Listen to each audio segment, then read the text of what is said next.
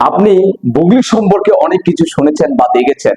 বুগলির উপরে অনেক চলচ্চিত্র নির্মাণও করা হয়েছে, যার বর্ণনা করে বুগলি কিভাবে বনে ঘাস লতা পাতা খেয়ে জীবন বাঁচায় এবং কিভাবে পশুদের সাথে তার জীবন কাটায়, হিংস্র প্রাণীদের সাথে কিভাবে সে জীবন কাটায়।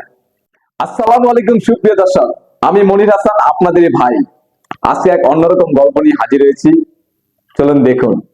আজ আপনাদের বাস্তব জীবনের বুগলি সম্পর্কে বলতে যাচ্ছি। ইন্দোনেশিয়ায় জাকার্তায় সম্পত্তির খোঁজ মিলেছে বাস্তব এক বুগলি। তার নাম জানজিয়ান এলি। সারাদিন জঙ্গলে ঘুরে ঘাস লতা পাতা কলা খেয়ে থাকেন, বাড়ির রান্না মুখেও তোলেন না। তার বাবা মা ছাড়া অন্য কাউকে দেখলে জঙ্গলে চলে যায় দেখতে, আর পাঁচজন সাধারণ মানুষের মতনও না।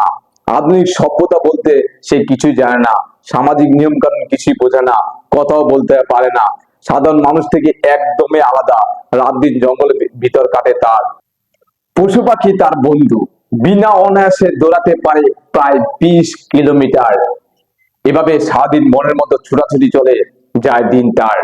মাইক্রোপ্লাস রোগে আক্রান্ত এলি, কথাও বলতে পারে না। গ্রামের লোকরা ছোটবেলা থেকেই তাকে খেপাতো, অনেকে বান্দর বলেও খেপাতো। তাই তাই 21 বছরের এলি সভ্য সমাজ থেকে মা ও ছেলেকে নিয়ে ঘর বেঁধেছেন জঙ্গলে। 21 বছর পর্যন্ত মায়ের আদর থেকে বঞ্চিত ছিলেন এলি।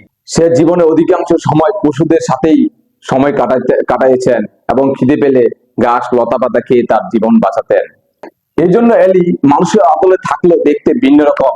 সম্প্রতি আপনি ম্যাক্স নামে স্থানীয় টিভি চ্যানেল পাওয়া সাক্ষাৎকারে তরুণের মা জানান তিনি সঠিকভাবে দেখভাল করতে পারেনি তার সন্তানকে। তিনি আরো জানান তার 5টি সন্তান হারানোর পরে 6 নম্বর সন্তান এলি। কিন্তু এলি সাধারণ মানুষের মতো ছিলেন না, দেখতে ছিলেন একটু আলাদা। গ্রামের লোকেরা তাকে খেপালে সে এক বিদ্রুপ আচরণ করত, দেখতে 8-10টা মানুষের মতন না, দেখতে অন্যরকম ছিল।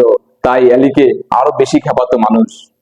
এলির মা আরো জানান সে ঘরে থাকতে ভালোবাসতেন না, সে জঙ্গলে গাছে থাকতে ভালোবাসতেন এবং সে ঘরের খাবার খেতে ভালোবাসতেন না, সে ভালোবাসতেন জঙ্গলে লতা পাতা কলা এগুলো খেয়ে তার জীবন কাটতো।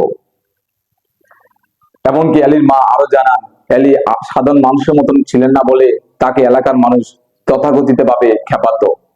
সে ঘরে থাকতে যেত না, দৌড়ে বনে চলে যায় এবং সেখানকার প্রাণীদের সাথে সে থাকতো। এমনকি কেউ যদি ধারে কাছে গেসার চেষ্টা করতো, এক দৌড়ে বনে চলে যেত। তার সাথে এলির মা চলে যায়, কেননা এলি ঘরে ফিরবে না বলে এলির মাও পিছন পিছন ছুটতো। এমনকি এলির মা আরো জানান যে এলি ভালোভাবে কথাও বলতে পারেন না। পরে আপনি ম্যাক্স টিভি চ্যানেল সামাজিক যোগাযোগ মাধ্যমে এলিও তার মায়ের জন্য সাহায্যের জন্য এগিয়ে আসতে বলেন এবং চ্যানেল টিভি জানান এলিও তার মাকে সাহায্য করুন। এবং তারা আরো জানান যে এলি ও এলির মা খিদার জ্বালায় লতা পাতা ও ঘাস খেয়ে থাকে এবং আপনি ম্যাক্স চ্যানেল এর সাহায্যে কথা বলার পর এমনকি সাড়াও মেলে। এখন সেই টিভি চ্যানেলের মাধ্যমে এলি ও এলি মায়ের জন্য $4000 জমা হন। এমনকি এলি ও এলি মা তার দুঃখ দুর্দশা দূর করার জন্য আপনি ম্যাক্স চ্যানেল উদ্যোগ নিয়েছেন। আমরা সবাই চাই এলি ও এলির মা সভ্য সমাজে আসুক, সামাজিক ভাবে বাঁচুক, 8-10টা পরিবারের মতো বাঁচুক। সবাই দোয়া করবেন এলি ও এলির মাকে। আবারও নতুন ভিডিও নিয়ে হাজির হব। ভালো থাকবেন, সুস্থ থাকবেন। আল্লাহ হাফেজ।